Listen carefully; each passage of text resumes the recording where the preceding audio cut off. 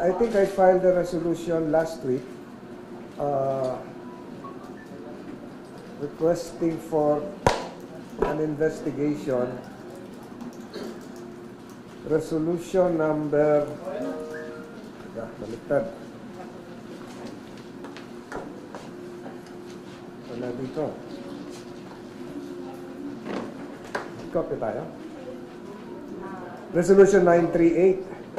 Resolution 938 requesting for an directing the appropriate Senate committee to conduct an investigation in aid of legislation on the reported alleged cyanide fishing in Baho de Masinloc.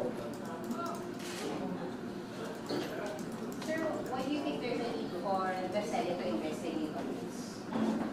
Kasi nakaka-alarma na itong 21,000 acres of coral reefs din na sinira, pero itong cyanide, use of cyanide, mas mabigat po ito kasi I now consider this as environmental terrorism, destruction of our marine resources through the use of cyanide. At marami tayong pwedeng i-implicate na international agreements to hold accountable kung sino man ang lalabas ang ayon sa investigasyon na may sala dito. So number one, UNCLOS can be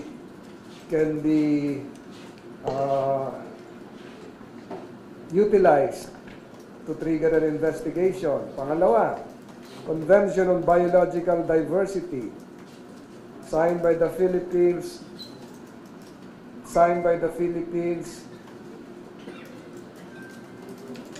Independence Day pa, Independence Day of 1992. Ratified in 1993. Likewise signed by China June 11, 1992. And then we have another agreement,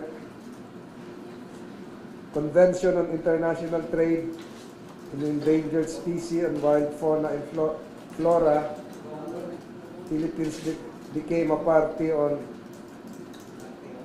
May 17, 1988. Lahat pong ito, kabilang itong isang convention. Kabilang yung ating fisheries code ay magbibigay ng damages sa Pilipinas kung mapapatunayan.